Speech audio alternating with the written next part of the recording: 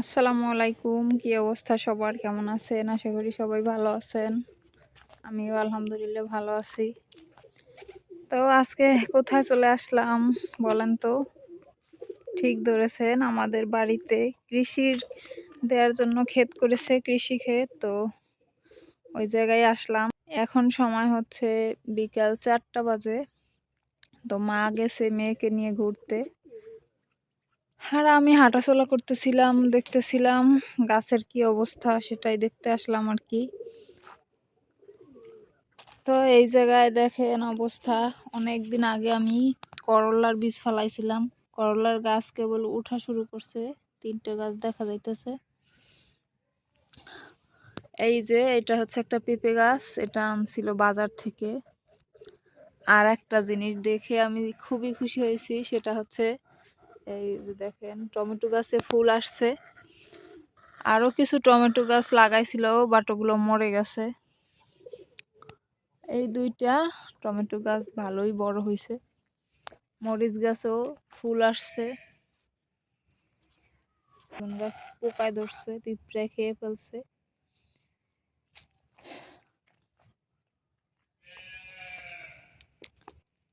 এই যে দেখেন এই গাছটায় একটা ফুল আসছে বেগুনের। তো মরিচ গাছে অনেকগুলাই ফুল আসছে। দিকটায় দেখেন কি অবস্থা করছে, অনেক সুন্দর চারাগুলো বের হয়েছিল। তো এটা কি চারা আমি জানি না, কির বীজ ফলাইছিল আমার মা। তো কবুতরে এর ভিতরে হাইটে সব চারাগুলো নষ্ট করে ফেলাইছে।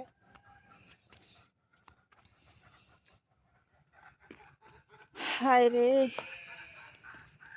কবুতর দেখবেন, ওই যে দেখেন কবুতর। এই জায়গায় কিসের বীজ ফলাইছে আমি জানি না। এই জায়গায় কি আছে, পালন শাক মনে হয় না কি, আমি বলতে পারি না, চেনা যাইতেছে না। তারপরে এই যে একটা মজার জিনিস, অনেক দিন আগে ফলাইছিল বীজগুলো, তো এখন দেখি জাগছে।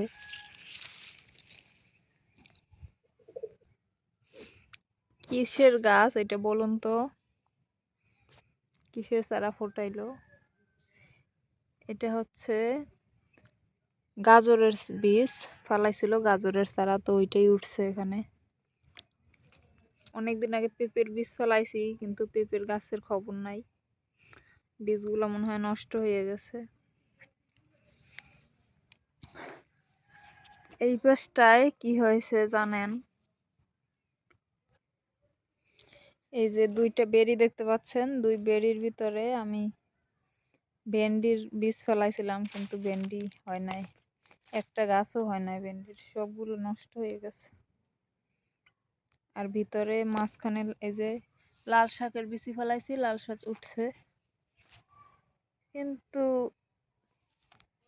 ভেন্ডির গাছ হয় নাই।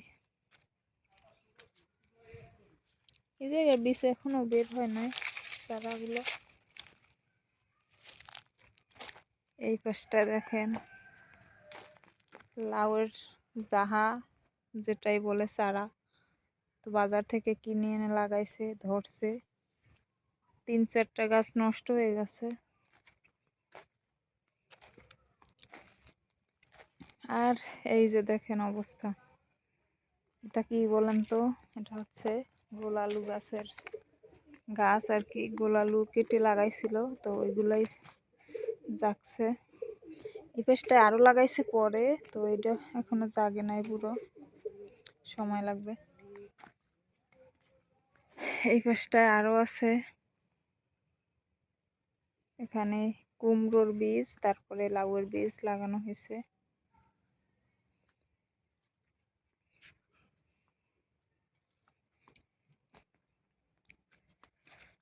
এই যে দেখেন একটা জিনিস, আমার পছন্দের জিনিস, শখের জিনিস, গাছের পাতাটা হলুদ হয়ে যাওয়া। অনেকগুলো মরিচ আছে গাছে, তো পাইকে গেছে, পাকাগুলো আমি নিয়ে যাই, চারা করা যাবে। আরো কয়েকটা আছে ঘরে, পাকা মরিচ। আর এদিকটায় দেখেন ধনিয়া পাতা, অনেক দিন ধরেই নেওয়া হয় না, তো এই জন্য ভালোই হয়েছে ধনিয়া পাতাগুলো। আসলে নিজের হাতে লাগানো বাজার থেকে সবজি কেনার চেয়ে অল্প একটু লাগালে ভালো লাগে। নিজের ক্ষেতের সবজি।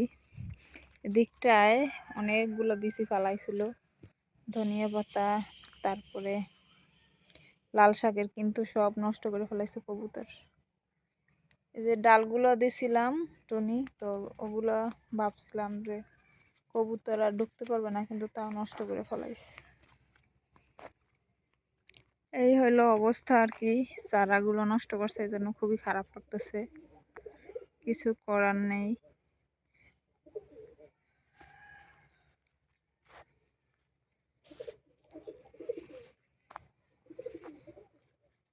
তো ভিডিওটি কেমন লাগলো সবাই কমেন্ট করে জানাবেন। ভিডিওটি ভালো লাগলে আমার চ্যানেলটি সাবস্ক্রাইব করে চ্যানেলের পাশেই থাকবেন।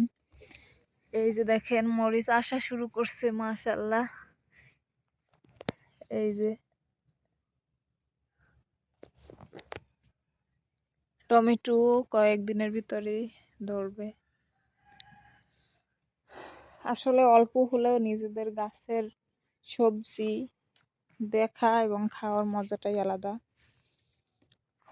তো যাই হোক, আজকের মতো বিদায় নিচ্ছি, ভালো থাকবেন সবাই।